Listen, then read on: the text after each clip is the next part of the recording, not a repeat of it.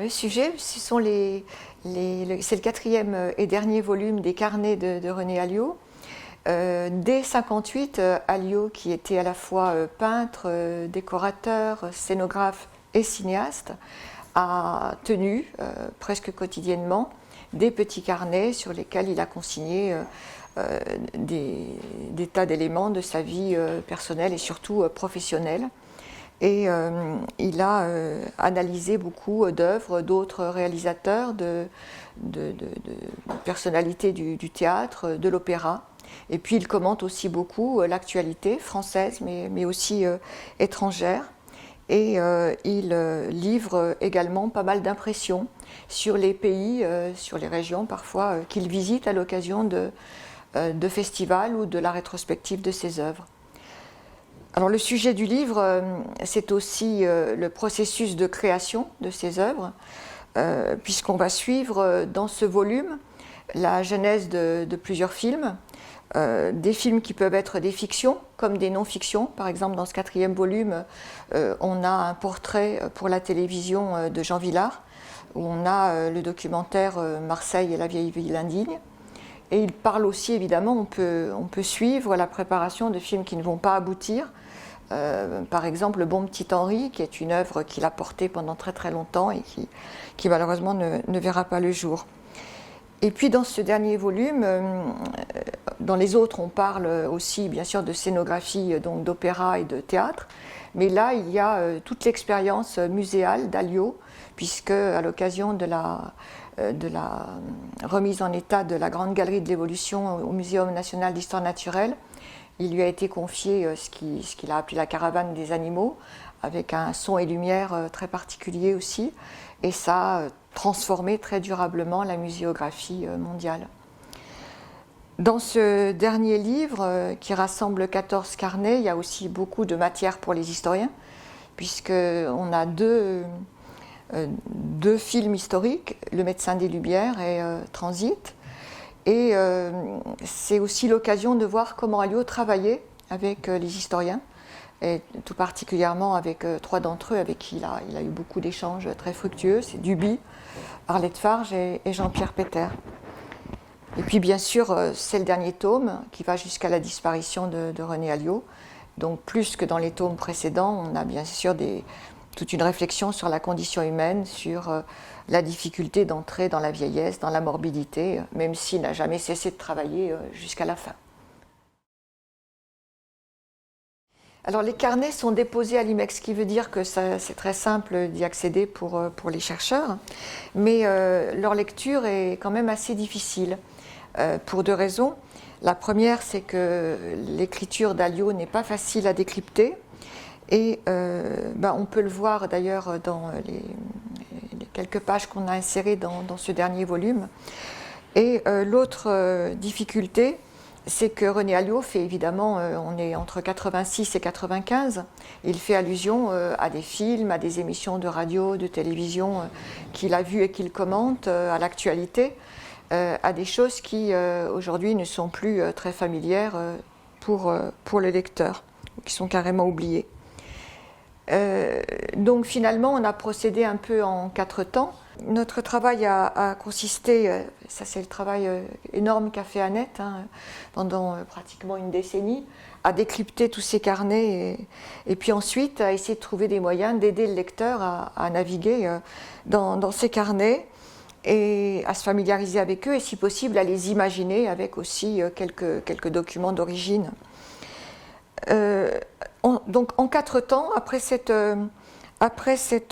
retranscription, nous avons essayé bien sûr de nous demander comment faire au niveau de la graphie. Donc on a essayé de respecter au mieux ce qu'avait fait René Alliot, c'est-à-dire de garder des mots soulignés, des mots qu'il a choisi d'écrire en lettres capitales, des sauts de page, des abréviations. Autre étape, ça a été d'essayer de confier à chaque fois, donc pour ce quatrième et dernier volume, la préface a été confiée à Robert Guédiguian, donc qui est à la fois réalisateur et producteur, donc à chaque fois à une personnalité qui a été très proche d'Alliot, qui a pu partager son univers durablement ou un peu moins longtemps. Troisième chose, c'était d'essayer de proposer au lecteur un résumé à l'ouverture de chacun des... Alors là, il y a 14 carnets dans ce volume, donc 14 petits résumés pour permettre au lecteur qui chercherait quelque chose de précis, un titre de film, un auteur, un événement particulier, de pouvoir aussi naviguer plus facilement dans le texte. Et puis, bien sûr, dernière chose, c'est l'appareil critique, donc des notes infrapaginales nombreuses pour essayer là aussi de permettre au lecteur de s'y retrouver plus facilement. Donc beaucoup d'annotations concernant des producteurs, des auteurs français et étrangers, des titres de films, des titres d'émissions, enfin tout ce dont parle Alliot dans les carnets. Et avec un choix qui a été fait parce que nous sommes historiennes de formation, qui était d'essayer de ne pas connaître la suite de l'histoire, hein, d'éviter autant que faire se peut la téléologie, en essayant de se demander à chaque fois quelles étaient les connaissances d'Alliot au moment où il écrit, donc entre 86 et 1995. D'abord, je trouve que c'est une mosaïque d'écriture. On a à la fois des pages, une écriture extrêmement élaborée, extrêmement littéraire, et puis on a aussi des listes, des agendas. Voilà, et donc c'est une écriture extrêmement variée, et ça me fait penser au carnet d'un autre auteur ruminant comme René Alliot, qui s'appelle Pierre Bergougnoux. Et c'est ce qui m'a donné l'envie de publier ces carnets avec Myriam, parce qu'on ne s'y ennuie jamais, bien qu'il y ait évidemment des retours sur ce qu'il a écrit, etc. Je trouve qu'il n'y a aucun ennui à lire donc cet auteur. C'est vraiment une chronique, comme tu l'as dit, une chronique d'une création. Et René Alliot ne monnaie absolument jamais sa liberté artistique. Ce sont vraiment des récits éclatés d'un homme et d'un artiste qui mènent réflexion sur lui-même en permanence, qui mesure sans cesse son chemin parcouru, ses erreurs, ses doutes, ses avancées. Ainsi, il nous encourage finalement à faire de même, à nous accomplir, et comme il le disait très souvent, à prendre sa propre parole. Je dirais que c'est un exemple en quelque sorte. Un exemple de curiosité, de ténacité, d'opiniâtreté dans un travail artistique exigeant. Il se décrit lui-même comme un chardon qui, quand on l'arrache, repousse, ou un bovidé qui va coûte que coûte passer de l'autre côté de la barrière et qui traîne la barrière derrière lui.